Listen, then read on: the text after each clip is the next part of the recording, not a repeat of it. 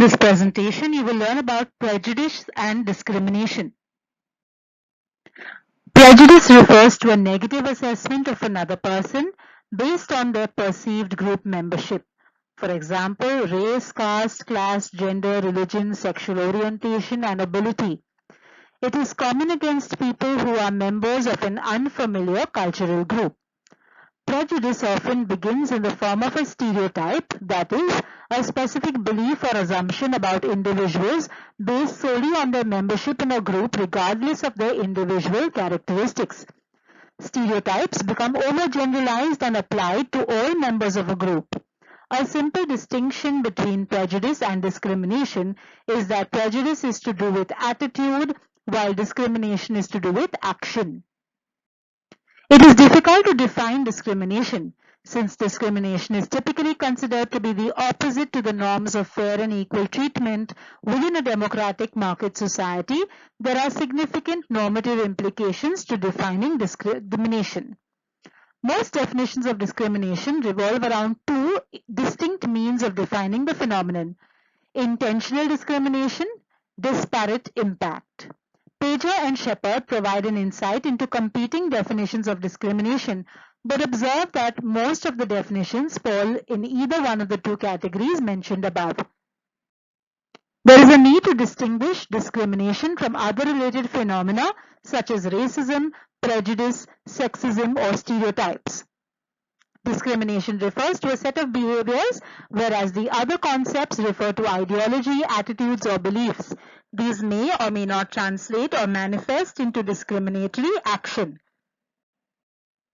Discrimination is an action or practice that excludes, disadvantages, or differentiates between individuals or groups of individuals on the basis of some ascribed or perceived trait.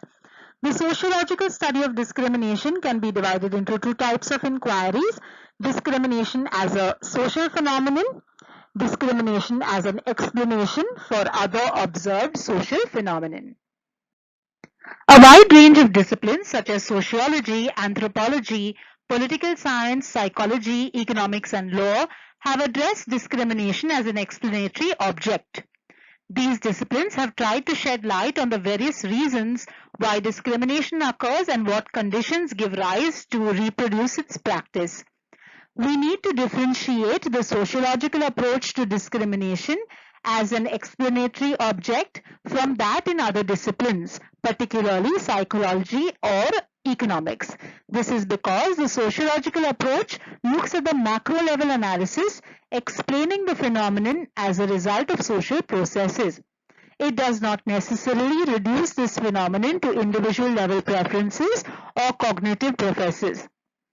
Sociologists have also addressed discrimination as an explanation for an observed phenomenon of interest, namely social stratification, which is by extension associated with unequal distribution of status, material benefits, political rights.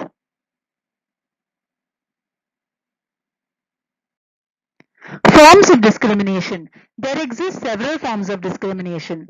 Racial and ethnic discrimination results in unequal treatment between individuals on the basis of real and perceived racial differences.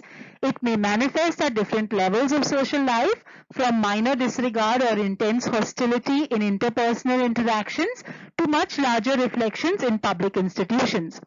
These may also be referred to as structural or institutional discrimination, as in caste inequalities.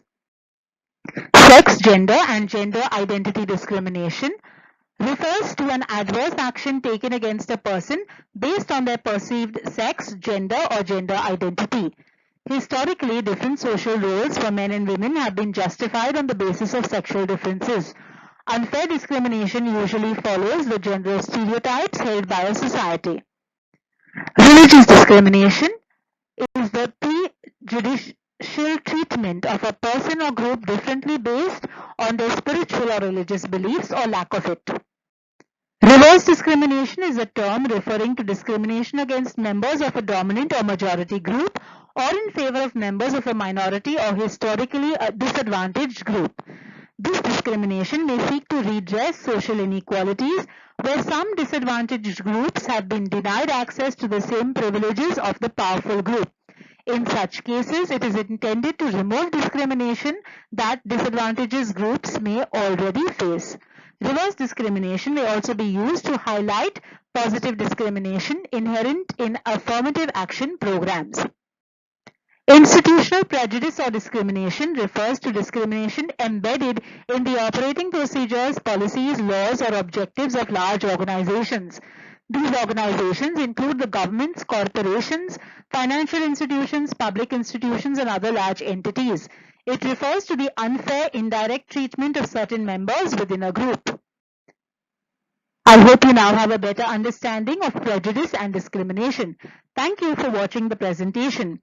Do like, subscribe, share, and leave your comments about this presentation or any other topics you would like to learn more about.